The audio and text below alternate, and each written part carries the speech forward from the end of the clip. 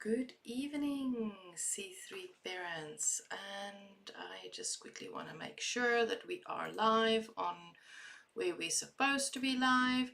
I hope you guys are having an absolutely blast of a day, and that if, depending on which climate you're in, that you're actually either not boiling or that you are not suffering. Okay, yes, we are properly live.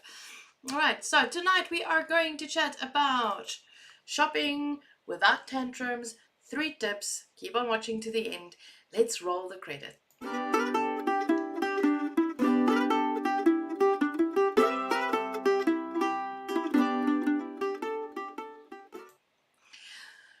Plenty of parents, when they have toddlers, they struggle with, oh man, we need to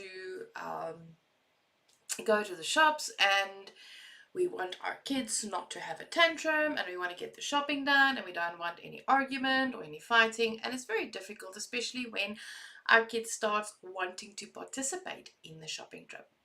So here's some 3 tips that you can use to actually decrease the opportunities for tantrums, to actually increase opportunities for your child to participate and enjoy shopping with you, and actually you enjoying shopping with your child in the shops.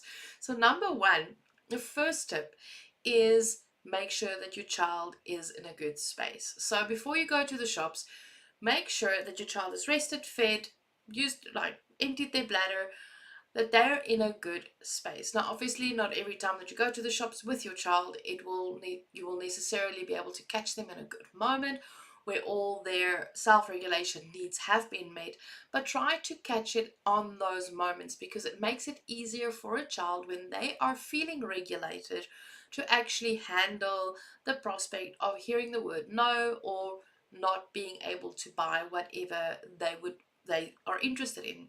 The second thing, stop using the word look with your eyes and not with your hands. When we go to the shops as adults, we look with our hands. Oh, that's a new interesting jar. Let me look at it.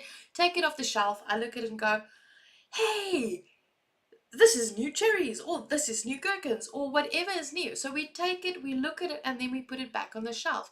So understand that your kid is going to copy that. So they will want to pick things up from the shelf, look at it, and then be given the opportunity to share with you what they're seeing, and then put it back.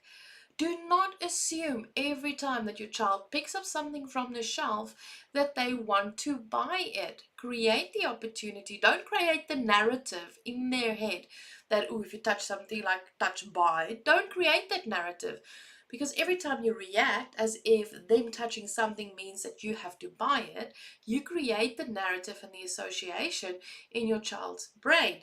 That means that they are going to, even if they just want to look at it, immediately already have an expectation of maybe we can buy this. So stop doing that. Allow them to look at it. Allow them to talk through it. Say, oh, that is interesting. If they want to touch things that is breakable, you can step in and intervene. But let them shop with their hands. Let them touch things. Let them look at things. Let them explore and show you what they find interesting. And the last one, the third one, is give them time to look at the toy section for 5 minutes. You arrive at the shop, you go straight to the toy aisle, but before you even leave for the shops, let's start there. Before you even leave for the shops, you have a conversation about what's on the list, you chat with them through it, and then you say, okay, we're going to have a chance to go look at the toy aisle so you can show me what you find interesting, and we can maybe add some stuff to your birthday list or to your Christmas list and see what is there and what things cost. Then when you arrive at the shops, you go to the toy aisle, you spend the 5 minutes, you set a timer on your phone for 5 minutes, and when that timer goes off, the 5 minutes are done.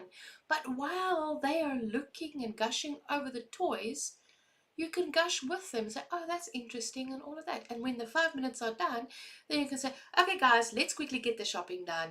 or kiddo, let's get the shopping done, and then off you go. By allowing them to explore their interests, shop like adults, interact with the shopping experience, you actually negate tantrums. You create a space where it's okay for them to look at things, admire things, and learn to understand that it's okay. I can look at stuff. I don't always have to buy everything that I put in my hands. And that is one of the best ways to go shopping without your kid having a tantrum. Guys, please stay safe. I love to see your faces. Please let me know. Hit that like button, subscribe, and remember, you can have a parenting coach in your pocket. Join the Patreon page.